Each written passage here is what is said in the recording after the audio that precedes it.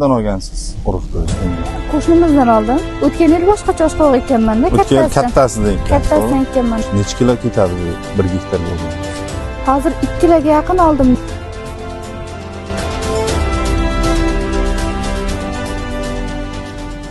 Assalomu alaykum. Men Olmazor MFI Olmaliq qishlog'ida yashovchi Shodiyeva Gulnozaman. 50 sotik yer ajratilgan yoshlarga 30 yilga. Mana 2 yildan beri yaxshi foydalanyapman. Oilaviy daromadimga yaxshi daromad olib kelyapman. Mana Jasur aka menga yordam beryapti 2 yildan beri. Olmazor yetakchisi, Olmazor mahallani yetakchisi, rahmat aytaman Jasur akaga. Davlat rahbariga ham o'zimni minnatdorchiligimni bildiraman.